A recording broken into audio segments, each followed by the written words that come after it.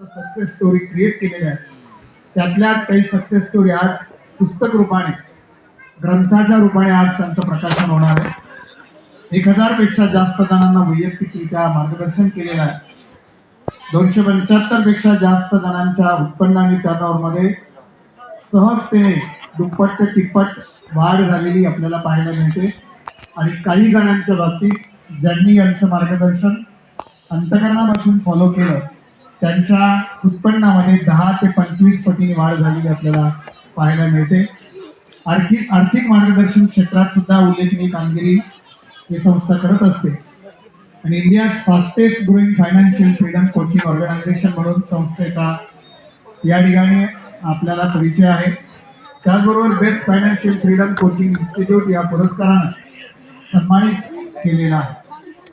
अशा या संस्थेचे बिग्रो फॅमिलीचे आपण घटक आहात. एकदा जोरदार टाळ्या बिग्रो फॅमिलीसाठी ते करत असलेल्या कार्यासाठी. आणि त्याचा एक आपण महत्वाचा घटक आहोत. आणि या सभागृहामध्ये अनेक सकारात्मक लोक आली असल्यामुळे, पॉझिटिव्ह विचारांची लोक असल्यामुळे पॉझिटिव्ह व्हायब्रेशन्स मला आणि तुम्हाला या सभागृहामध्ये जाणवत आहेत. नाताळच्या या प्रसन्न दिवशी आपल्याला ख्रिसमसच्या शुभेच्छा देत असताना अनेक चांगल्या गोष्टींचे आपण साक्षीदार होणार आहोत. मी पुन्हा एकदा आपलं स्वागत करतो. मागे बसलेल्यांना विनंती करतो की आपण पुढे येऊन बसावं. पहिल्या 4 रांगा या राखीव आहेत. पहिली रांग जी आहे ती मान्यवरांसाठी, जे अनेक क्षेत्रातील मान्यवर आपल्या पुस्तक प्रकाशनासाठी इथे येणार आहे.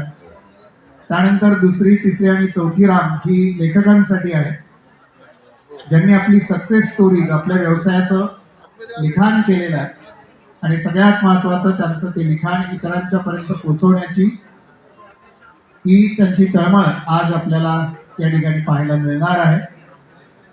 एक छोटासा लेख लिहिताना सर्वसामान्यांना अडचणी येतात, किंबहुना ते जमत नाही, परंतु आपल्या जीवनातील एक अत्यंत चांगल्या घटकाचं पुस्तक रूपाने त्यांनी लेखन केलं आणि त्याचं प्रकाशन आजच्या या दिवशी एका विश्वविक्रमाच्या घटनेत त्याची नोंद घेतली जाणार आहे.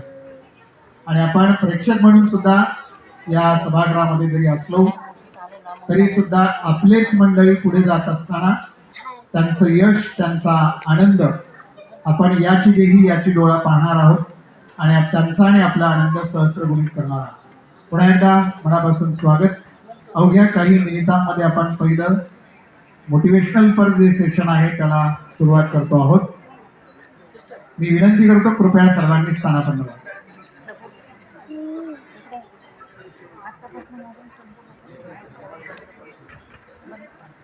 या ठिकाणी ज्यांचं पहिलं सेशन आपल्याला ऐकायचं आहे, ज्यांचे विचार आपल्याला ऐकायचे आहे, एक साधा विचार सुद्धा आपल्या मनामधली जी काही प्रेरणा आहे त्याला प्रज्वलित करू शकतो. मोहसिन पठाण त्यांच्याबद्दल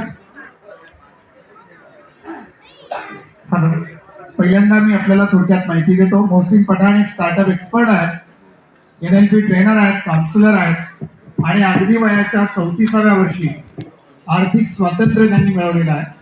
ते बिग्रो सक्सेस एज्युकेशन प्रायव्हेट लिमिटेडचे संस्थापक आहेत, संचालक आहेत आणि या एज्युकेशन ऑर्गनायझेशनच्या माध्यमातून व्यावसायिक तसेच सामाजिक नातेसंबंध आणि वैयक्तिक विकास या संदर्भात मार्गदर्शनाचं काम ते करत असतात. आणि आपल्या सर्वांची एक भाग्य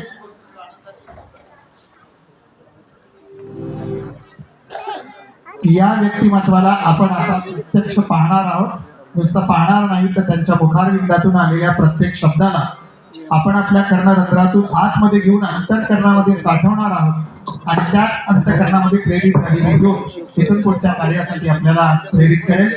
टाळ्यांच्या गजरात स्वागत करूया सन्माननीय मोहसिन पठाण. थँक्यू. आज 25 डिसेंबर ख्रिसमस सुट्टीचा दिवस, तरी तुम्ही बाकीच्या आनंदाच्या गोष्टी सोडून इथं आलात त्याबद्दल तुमचं सांगायचं लागलं. एक प्रश्न होता, प्रश्नाने सुरुवात केली तर चालेल?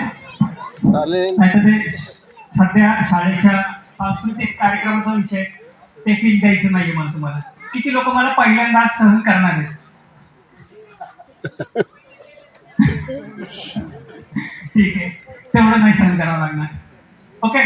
सगळ्यांचं लक्ष आहे? बसा ना. ठीक आहे. तुमच्या सोबत बसा जो की. तुमचा अगदी लाईफ पार्टनर पेक्षा प्रिय असलेला मोबाईल जो आहे तो थोड्या वेळासाठी सोबतच ठेवा. प्रॉमिस करतो जरी संध्याकाळपर्यंत त्याला पाहिलं नाही तर तो डिवोर्स घेणार नाही. ठीक आहे, हा माझा प्रॉमिस आहे. जर काय झालं तर तुमच्या वकिलाची फी संपूर्ण मी भरेन. तर मी येत होतो. नॉर्मली काय प्रोटोकॉल न पाळता मी तुमच्यात आलो, कारण आपण फॅमिली म्हणतो आणि फॅमिली मेंबर सोबत काय प्रोटोकॉल. ठीक आहे, त्यामुळे तुमच्यामध्ये मिसळत होतो.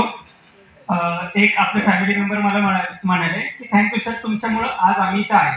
ठीक आहे, तर मी त्यांना तेच सांगितलं होतं, म्हटलं कुणामुळं काय वगैरे, म्हटलं त्याच्यावरच बोलूया. चालेल? चालेल. ओके.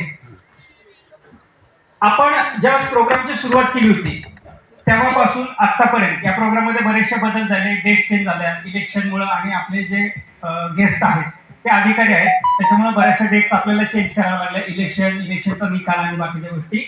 तर तो योग आता फायनली असा जुळून आला. 25 तारीख, 25 पेक्षा जास्त पुस्तकं, 25 पेक्षा जास्त अधिकारी आणि जे डिग्निटरीज आहेत ते. तर आम्ही ते थीमच चेंज करून टाकली. चांगली वाटते? ठीक आहे, नसेल तरी ही सहन करायची. ओके. तर किती लोकांना वाटतो की हा योगायोग आहे, किंवा मी अमुक अमुक कंपनीत लागलो त्यामुळे मला हा मित्र मिळाला, अमुक शाळेत किंवा कॉलेजमध्ये आम्ही एकत्र आलो म्हणून आमची मैत्री झाली, असे योगायोगाचे प्रसंग आयुष्यात येतात. बरोबर? किती लोकांना वाटतात हे योगायोग आहेत? एक तर हात कमीत कमी वरती आलाय, बाकीच्यांना फिक्स होतं. स्पष्टपणे असं हात वरती करा, असं ज्यांना योगायोग वाटतं. ठीक आहे, आपण काही कॅल्क्युलेशन करू, काही प्रॅक्टिकल लॉजिकल विचार करू आणि बघूयात एकदा की हे योगायोग आहेत का. 25 तारीख सगळे ठीक आहे. 25 आता थोडस मॅच्युअर पद्धतीने मी जे काय बोलतो ते समजून घ्या. माझा जन्म माझ्या आई वडिलांच्या पोटी झाला, त्याच्यासाठी त्यांचं लग्न होणं गरजेचं होतं. बरोबर आहे? आता माझ्या पप्पांचा जन्म त्यांच्या आई वडिलांच्या पोटी झाला, मम्मीचा जन्म त्याच्या आई वडिलांच्या पोटी झाला, त्यांच्याही चौघांची एकमेकांशी लग्न होणं गरजेची होती. बरोबर आहे? त्यांचंही सेम, म्हणजे 4 चे 8 झाले, म्हणजे त्या 8 लोकांची आपापल्या जोडीदाराबरोबर लग्न होणं गरजेचे होते. सेम हा प्रवास कुठपर्यंत पुढे जाईल? बऱ्याच लांबपर्यंत जाईल. आता जिथं मी जन्माला आलो तिथून माझ्या आई वडिलांच्या फायनान्शियल परिस्थितीनुसार त्यांनी मला ज्या शाळेत शिकवलं, तिथं जे मला मित्र मिळाले, तिथं जे मला शिक्षक मिळाले, त्या शिक्षकांनी जी काय आवड माझ्यात निर्माण केली त्या पद्धतीने मी अभ्यास केला, तसे मला पर्सेंटेज मिळाले. त्या पर्सेंटेजनुसार मी माझं पुढचं एज्युकेशन घेतलं, मी माझा जॉब केला, नंतर बिझनेस केला. बिझनेसमध्येही सेम, म्हणजे प्रत्येकाचा जन्म, जे विद्यार्थी माझ्या सोबत माझे मित्र म्हणून होते, जे शिक्षक होते, जे जॉब करणार होतं तिथं बॉस होते, सहकारी होते, सगळ्या गोष्टी होत्या. बरोबर आहे? ह्या सगळ्यांनी क्रोनॉलॉजी कनेक्ट होते. आता जर मी अमुक शाळेच्या ऐवजी तमुक शाळेत जर गेलो असतो तर आयुष्यावर तेवढेच पर्सेंटेज पडले असते, तेच मित्र मिळाले असते, पुढे कॉलेजला मी तिकडेच ऍडमिशन घेतलं असतं नाही. तर ह्या गोष्टी योगायोगाच्या नसतात. जर आपण अध्यात्माच्या हिशोबाने केलं तर आपण, म्हणजे मी तेवढा त्याचं अभ्यासात नाहीये, पण म्हणतात की 84 लाख योनी वगैरे ते प्रवास करून आपल्याला जन्म घ्यावा लागतो. तर तुम्ही सायंटिफिकली बघा किंवा आध्यात्मिक हिशोबाने बघा, आध्यात्मिकच्या पद्धतीने बघा, हा योगायोग नाहीये. सेम एक सिंपल एक्झाम्पल देतो. आज सकाळपासून तुम्ही कुणाला मोबाईलवरनं फोन केलाय, मिनिमम एक तरी. तो फोन ज्या व्यक्तीला केलाय त्याच व्यक्तीला लागलाय. याच्यामध्ये एक कनेक्टिव्हिटी होती. तुम्ही जे वाईट, जे इलेक्ट्रोमॅग्नेटिक वेव्स तुमच्या मोबाईल मधनं सोडले, म्हणजे फोन केला म्हणजे ते गेले आणि त्याच व्यक्तीला लागला. सेम तुम्ही जे माझ्यासमोर बसलेले आहात, बिग्रो फॅमिली म्हणून, ऑथर्स म्हणून, गेस्ट म्हणून, म्हणजे हा योगायोग नाहीये. तुम्ही मला, मी तुम्हाला, बिग्रो टीमने तुम्हाला हे मागितलेलं आहे. कदाचित आम्ही खूप चांगली लोक मागितली असेल म्हणून तुमच्यासारखी चांगली लोक आज आपल्या पुढे आहे. तर तुमच्यासारख्या चांगल्या लोकांसाठी खूप जोरदार टाळ्या. मी माझ्या टीम सोबत बोलताना बहुधा वाक्य बोलतो आणि बाकी पण आधीमध्ये येतो. या जगात साधारणपणे 800 कोटी लोकसंख्या असेल प्लस मायनस. या 800 कोटी लोकसंख्येपैकी जर कोणी सगळ्यात जास्त नशीबवान असेल तर हक्काने सांगतो तो मी असेल. कारण मला माझ्या आयुष्यात फक्त आणि फक्त चांगली लोक, चांगल्या गोष्टी आणि चांगली माणसं भेटली असेल. बऱ्याचदा आता काही सेशन्स आमच्याकडनं तुमच्यापर्यंत येतात तर तुम्ही आम्हाला ट्रेनर सर वगैरे या गोष्टी म्हणतात.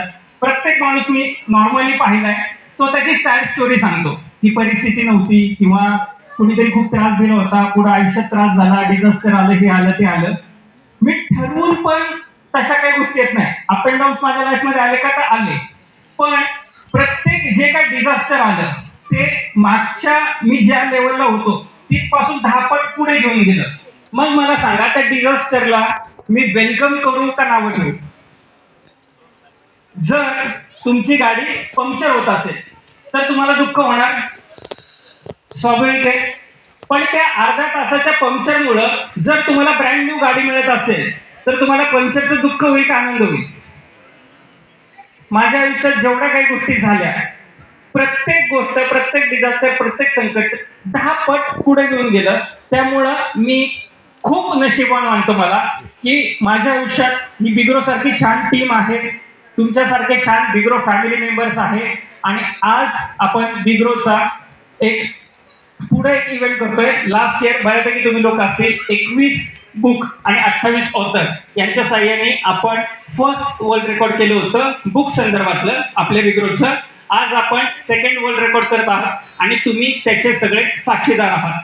त्यामुळं थँक्स इथं येण्यासाठी, हा कार्यक्रम सुंदर करण्यासाठी. या कार्यक्रमाबद्दल थोडंसं म्हणजे आपण बिग्रोच्या थोड्याशा मागच्या प्रवासात जाऊ आणि काही चेहरे मला इथे नवीन दिसतात आहेत. साधारणपणे एक बिग्रोचा फिलॉसॉफी म्हणा किंवा बिग्रोचे प्रयत्न म्हणा आपण या पद्धतीने केले होते. फर्स्ट आपली जी अॅनिव्हर्सरी झाली होती, फर्स्ट आपलं जेव्हा बुक लॉन्च झालं होतं तिथपासून आपण 28 नोव्हेंबरला आपण बिग्रोची सुरुवात केली होती. आणि त्यावेळेस हा थॉट प्रोसेस होता की आपण फक्त मनी माइंडसेट रिलेटेड सेशन्स घेऊया. आणि त्याच वेळेस तुमच्यासारख्या चांगल्या लोकांशी बोलताना जाणवलं की बऱ्याच काही गोष्टी आहेत ज्याची तुम्हाला रिक्वायरमेंट आहे, ज्याचं तुम्हाला नॉलेज पाहिजे. तर आपण एक सिंपल फिलॉसॉफी काय केली, त्या ज्या गोष्टी आपल्या टीम मेंबरला कळतात त्या तुमच्या समोर इंट्रोड्यूस केल्या आणि ज्याची रिक्वायरमेंट आहे त्या गोष्टी आपण निर्माण केल्या. पहिल्यांदा जेव्हा आपण पुस्तक लॉन्च केलं होतं तेव्हा माझं आणि दादांचं एक पुस्तक आलं होतं. फर्स्ट अॅनिव्हर्सरीला सेकंड पुस्तक आलं होतं. त्याच्यानंतरच्या प्रोग्रामला आपल्या टीम मेंबर पैकी 3 लोकांची पुस्तक आली होती. आणि 3 ते 4 वेळा हा प्रयोग केल्यानंतर हे प्रूव्ह झालं होतं की पुस्तक लिहिण्याची एक स्ट्रॅटेजी आहे, त्या पद्धतीने पुस्तक लिहिता येतं. आणि पुस्तक लिहिल्यानंतर त्या माणसाचा फायनान्शियल ग्राफ, त्याचा रिस्पेक्ट, त्याचा बिझनेस, ह्या सगळ्या गोष्टी कैक पटीने वाढतात. आणि त्याच्यानंतर आपण हाक दिली बिग्रो फॅमिली मेंबरला की तुमच्यापैकी काही लोक ह्या कॅटेगरीतून बसतात, त्या पहिल्या 4 रो मध्ये बसलेली ती लोक आहेत. त्यांच्या